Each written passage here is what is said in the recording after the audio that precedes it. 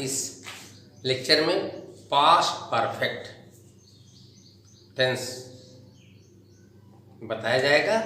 Past perfect,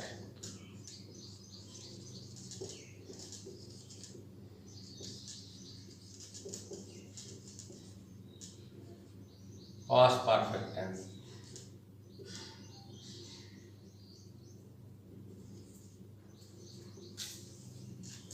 past perfect tense थोड़ा सा typical है, उसमें हम आपको बता दें टिपिकल है क्यों। इसमें सिंपल सेंटेंस भी आता है और कॉम्प्लेक्स सेंटेंस भी आता है। कॉम्प्लेक्स सेंटेंस और सिंपल सेंटेंस, लेकिन दोनों में भिन्नता होती है। पहचान कैसे समझेंगे हम? इस काल के वाक्य के अंत में चुका था, चुकी थी, चुके थे, लिया था, दिया था, ली थी, दी थी आदि आता है। दूसरी पहचान है, इस काल के वाक्य में प्रायः, अभी कॉम्प्लेक्स की बात कर रहे थे, तो कॉम्प्लेक्स सेंटेंसेस में प्रायः दो कार्यों का वर्णन होता है जो एक दूसरे से पहले समाप्त होते हैं, और अगली चीज ये है कि दोनों कार्य जो होते रहते हैं वो पास्ट टेंस में ही होते हैं। इस काल के वाक्य अधिकतर कॉम्प्लेक्स होते हैं। यहाँ थोड़ा सा कॉम्प्लेक्स विषय में आप जान लें कि कॉम्प्लेक्स सेंटेंस है क्या चीज।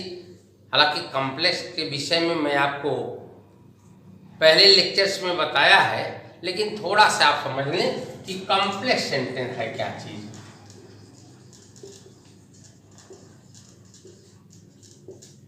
कॉम्प्लेक्स सेंटेंस मीन्स होता है मिश्रित वाक्य। मिश्रित वाक्य क्या होता है? जिसमें एक प्रिंसिपल क्लॉज, एक प्रिंसिपल क्लॉज, अन्य और अदर जो है वो सबऑर्डिनेट क्लॉज होता है। सबऑर्डिनेट क्लॉज,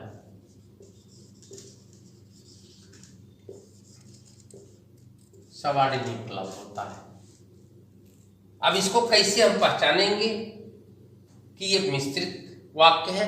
अभी ऊपर मैंने पहचान बताया, जब वाक्यों में दो कार्य का वर्णन होता है जो एक दूसरे से पहले समाप्त होते हैं, तो दो कार्यों का वर्णन होगा तो उसमें एक प्रिंसिपल क्लॉज होगा, एक सबऑर्डिनेट क्लॉज होगा। ये कॉम्प्लेक्स सेंटेंस होता है। आगे उदाहरण के साथ कई वाक्य हम बताएंगे, लेकिन इतनी पहचान तो आप जानते रहिए। अगला है, कभी कभी सिंपल सेंटेंस आते हैं। पास्ट परफेक्ट टेंस में कभी कभी सिंपल सेंटेंस आते हैं, क्योंकि अभी हमने बताया अधिकांश वाक्य कॉम्प्लेक्स होते हैं। यदि सिंपल सेंटेंस आते हैं तो इन वाक्यों में ऑलरेडी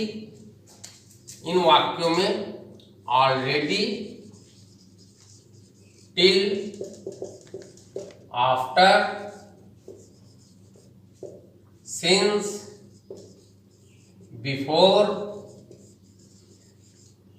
ये देखें, already, till, after, before, since आदि एक्सेट्रा का प्रयोग वाक्य में स्वतंत्र रूप से होता है। फिर से सुने, यदि वाक्य सिंपल आता है, साधारण वाक्य आता है, तो उसमें already, till, after, since, before का प्रयोग स्वतंत्र होता है। एक चीज हम बता दें आपको यहां कि चुका था, चुकी थी, चुके थे यदि वाक्य में आता है और ये शब्द वाक्य में स्वतंत्र रूप से नहीं आएंगे तो वाक्य पास्ट इंडेफिनिट का हो जाएगा। फॉर एग्जाम्पल, वह जा चुका था, तो जा चुका था इट मीन्स वह गया। वह पहले जा चुका था, ये तो पास्ट परफेक्ट होगा क्योंकि पहले आया।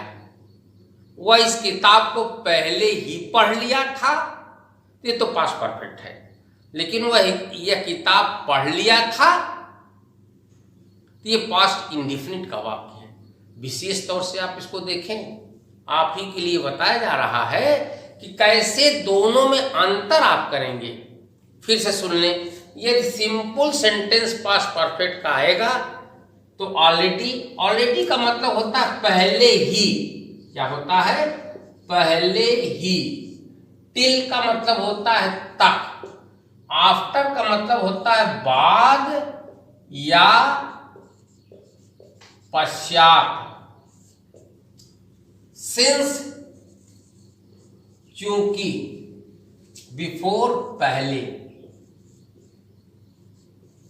अब देखें आप, यहां पहले ही, यदि ऑलरेडी आएगा तो पहले ही का प्रयोग होगा। अगर पहले केवल पहले आता है तो बिफोर का प्रयोग होगा।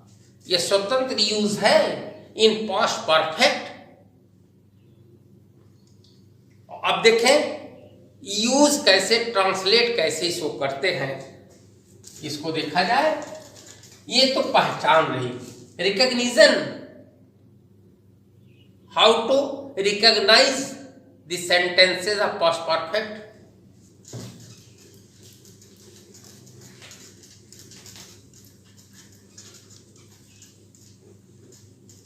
देखें, पास्ट परफेक्ट के वाक्य का अनुवाद करते समय पहले हमने बताया, फिर से समझ लें, दो प्रकार के सेंटेंस आएंगे। एक तो सिंपल सेंटेंस आएगा, सिंपल सेंटेंस, और दूसरा जो आएगा वो कॉम्प्लेक्स सेंटेंस आएगा।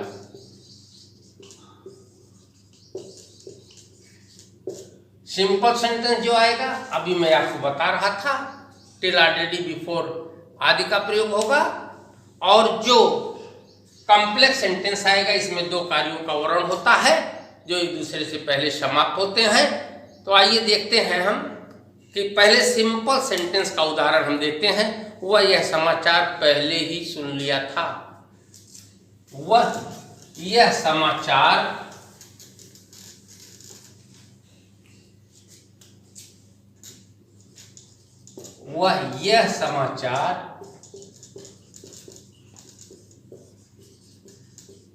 पहले ही सुन लिया था।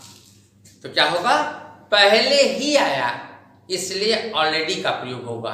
He had already heard this news. क्या होगा? ही हैड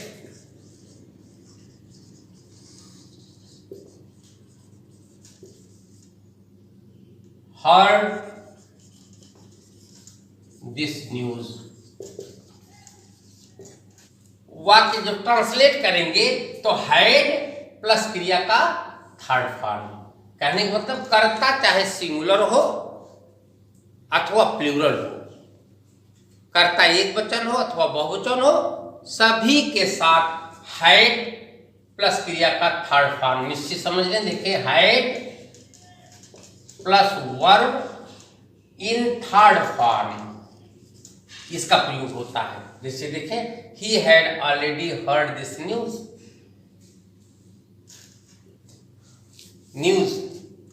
अब यदि पहले आता, इसमें पहले ही आया, यदि वाक्य में पहले आएगा तो उसका अनुवाद कैसे? पहले ही के लिए तो ऑलरेडी लगेगा। अगर पहले आता है तो उसमें बिफोर आएगा, लेकिन बिफोर का प्रयोग वाक्य के अंत में होता है। जैसे फॉर एग्जाम्पल, यह किताब मैंने पहले पढ़ा था या पढ़ लिया था।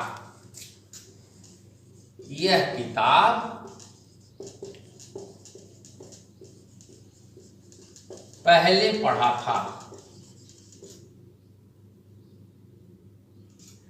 देखें, यह किताब मैंने पहले पढ़ा था, तो यहां बिफोर का प्रयोग होगा। दोनों में अंतर समझिए। ऑलरेडी का प्रयोग सहायक क्रिया के तुरंत बाद होगा, लेकिन बिफोर का प्रयोग जो है वाक्य के अंत में होगा। It means I had read this book before, I had read this book before. देखें बिफोर वहां गया, वहां प्रयोग होगा। इसी प्रकार से आफ्टर, सिंस आदि का प्रयोग होगा। अब अगली चीज में चलता हूं, किस तरह से हम कॉम्प्लेक्स सेंटेंस, अभी तो सिंपल सेंटेंस में बता रहा था। एक चीज और यहां समझनी है, सिंपल सेंटेंस आएगा तो निगेटिव जो होगा वो हैड नॉट प्लस क्रिया का थर्ड फॉर्म, ये निगेटिव हो जाएगा। यदि एस और नो टाइप सेंटेंस होगा तो हैड ऑक्सिलरी पहले आ जाएगा। वाक्य रचना इस तरह से बनेगा, हैड प्लस सब्जेक्ट प्लस, यदि निगेटिव है तो not, plus verb third form, plus object, plus other words, है ना, इंट्रोगेशन होगा। ये क्वेश्चन वर्ड आएगा तो यही वाक्य रचना आप समझें, हैड का एच छोटे हो जाएगा और क्वेश्चन वर्ड यहां हो जाएगा।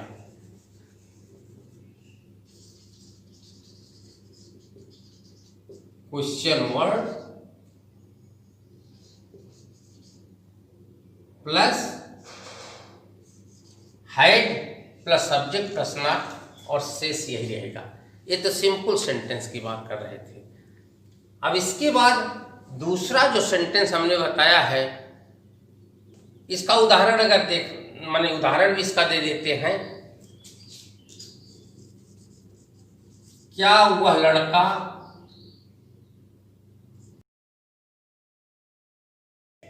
यह दृश्य पहले ही देख लिया था? क्या वह लड़का यह दृश्य पहले ही देख लिया था? इंट्रोगेशन होगा। तो क्या वह लड़का, अभी मैंने आपको बताया, फिर क्लियरिफाई कर रहे हैं। यहां सिंगुलर सब्जेक्ट और प्लूरल सब्जेक्ट दोनों के साथ हैड का प्रयोग होगा। तो हैड दैट बॉय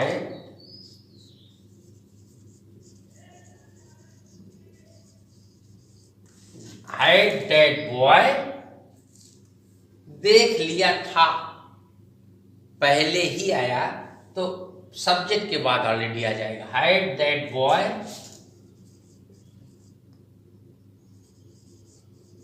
ऑलरेडी क्रिया का थर्ड फॉर्म होगा, देख लिया था।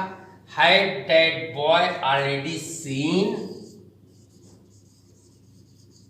दिस साइट, SIGST, साइट और सीन भी लिख सकते हैं यहाँ, सीन भी SCENE। तो देखें यहाँ ऑलरेडी सब्जेक्ट के बाद आ गया।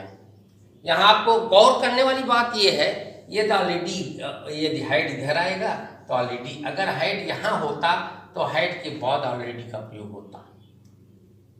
इसको विशेष तौर से इसी तरह से क्वेश्चन वर्ड आता है तो क्वेश्चन वर्ड सबसे पहले उसका प्रयोग करते हैं। नेक्स्ट मैं बता रहा था कॉम्प्लेक्स सेंटेंस। कॉम्प्लेक्स सेंटेंस बता रहा था,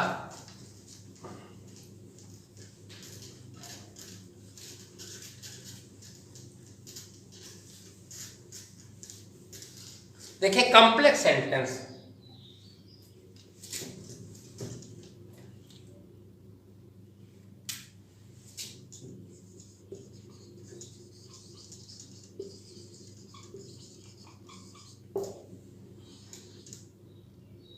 कॉम्प्लेक्स सेंटेंस, कॉम्प्लेक्स मिश्रित वाक्य की चर्चा हमने किया था। मिश्रित, इसमें थोड़ा सा डिफिकल्ट चीजें क्या हैं, क्योंकि इसमें दो प्रकार के वाक्य आते हैं। थोड़ा सा मैं इसके विषय में आपको बता के फिर आगे बताता हूँ, इसका वर्णन कैसे करते हैं, इसका प्रयोग कैसे करते हैं। एक तो पहले वाला वाक्य आता है, पहले वाला, इट मीन्स उसमें पहले शब्द प्रयोग होगा, और दूसरा जो बाद या पश्चात वाला शब्द आएगा, वो वाक्य शब्द आएगा, वो वाक्य बनेगा।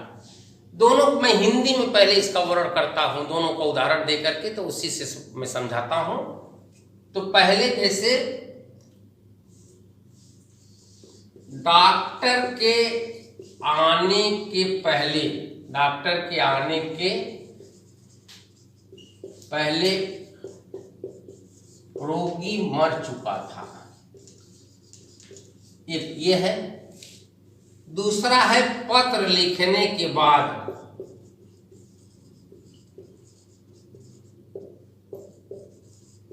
सीता सो गई। देखिए दोनों, ये अभी बता रहे थे, एक पहले वाला वाक्य हुआ, ये पहले वाला वाक्य हुआ, और दूसरा क्या है, बाद या पश्चात वाला आएगा।